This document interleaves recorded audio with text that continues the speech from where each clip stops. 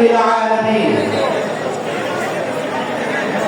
জাতীয় সিরাতুন নবী সাল্লাল্লাহু আলাইহি ওয়াসাল্লাম ও জাতীয় উপলক্ষে আজকের এই বিশাল সিরাতুন নবী মাহফিলের সম্মানিত মাননীয় সভাপতি আজকের এই প্রোগ্রামে আজকের এই মঞ্চে আলোকিত করবেন সম্মানিত প্রধান মেহমান, সম্মানিত সভাপতি, সম্মানিত অতিথিবৃন্দ, বাংলার বিভিন্ন প্রান্ত থেকে আগত ইসলাম প্রিয়, কোরআন প্রিয় তৌহিদি জনতা, মহান রব্বে কারীমের দরবারে লাখ কোটি শুকর গুজার হচ্ছি যে মহান রব্বুল আলামিন দীর্ঘ 16 বছর পরে আমাদেরকে আজ এই খোলা আকাশের নিচে আল্লাহর হাবিব সাল্লাল্লাহু আলাইহি ওয়াসাল্লামের জীবন এবং আদর্শ নিয়ে কথা বলবার মতো সুন্দর পরিবেশ সৃষ্টি করে দিয়েছেন। সেই মহান রব্বুল আলামিনের দরবারে কালিমাতুশ শুকর আদায় করে সকলেই বলছি আলহামদুলিল্লাহ। আলহামদুলিল্লাহ। সম্মানিত বন্ধুগণ, আমি আজ রাসূল কারীম সাল্লাল্লাহু আলাইহি ওয়াসাল্লামের জীবন থেকে গুরুত্বপূর্ণ একটি অংশ, তা হচ্ছে বিশ্ব শান্তির জন্য মুহাম্মদ রাসূলুল্লাহ সাল্লাল্লাহু আলাইহি ওয়াসাল্লামের অবদান, এই প্রসঙ্গে সংক্ষিপ্ত আলোচনা করতে চাই। আল্লাহ রাব্বুল আলামিন রাসূলকে পৃথিবীতে কেন পাঠিয়েছেন সে কথা বলতে গিয়ে আল্লাহ তাআলা বলেন, ওয়া মা আরসালনাকা ইল্লা রাহমাতাল লিল আলামিন, নবী হে আমি আপনাকে গোটা বিশ্ববাসীর জন্য, জগতের জন্য রহমত হিসেবে প্রেরণ করেছি। আর সে কারণে রাসূল কারীম সাল্লাল্লাহু আলাইহি ওয়াসাল্লামকে নবুয়তের আগেই সেই মক্কার জাহিলি সমাজ থেকে অন্যায়, অনাচার, পাপাচার দূর করে একটি শান্তিপূর্ণ সমাজ বিনির্মাণ করবার জন্য তিনি হিলফুল ফুজুর গঠন করেছিলেন। রাসূল কারীম সাল্লাল্লাহু আলাইহি ওয়াসাল্লাম যখন মক্কার কাবাগার সংস্কার করার প্রয়োজন হয়েছিল, যখন কাবাগার সংস্কার হয়ে গেল, হাজরে আসওয়াদ পাথর কোথায় স্থাপন করা হবে এটি নিয়ে যখন মক্কার মানুষের মধ্যে দ্বন্দ্ব লেগে গেল, তখন নবী করিম সাল্লাল্লাহু আলাইহি ওয়াসাল্লাম সেই জায়গায় তিনি তার বিজ্ঞোচিত প্রজ্ঞাপূর্ণ সমাধান দিয়ে সেই দিন তিনি হাজরে আসওয়াদ মক্কার দেহের সঙ্গে, মক্কার দেয়ালের সঙ্গে তিনি লাগাবার ব্যবস্থা করেছিলেন।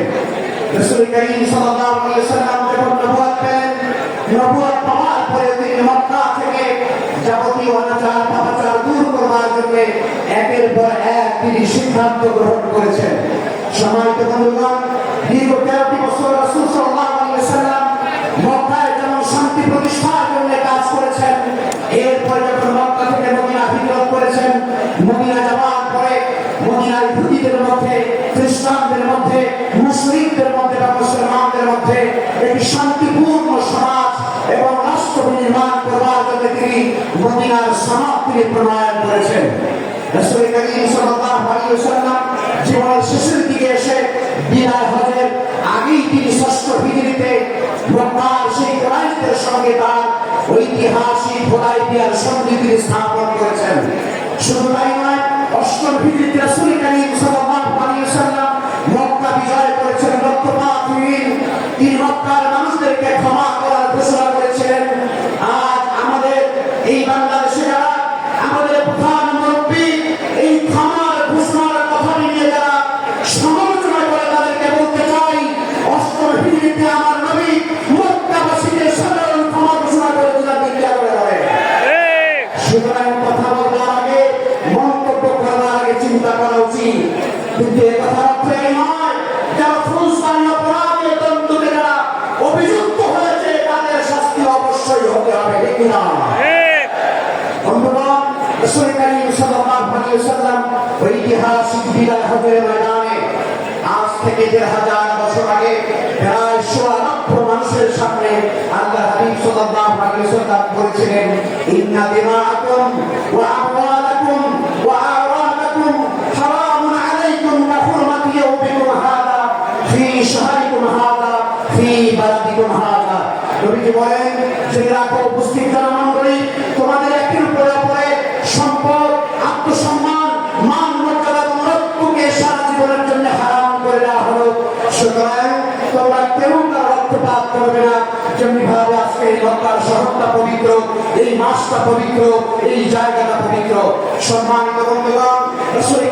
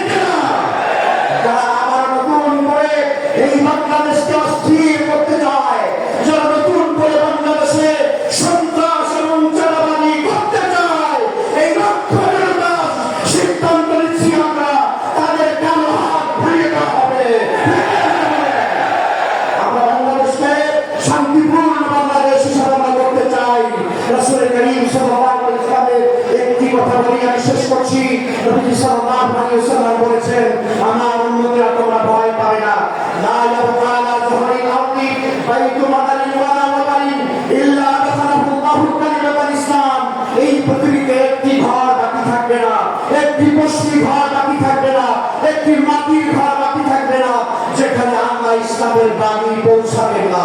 আমাদের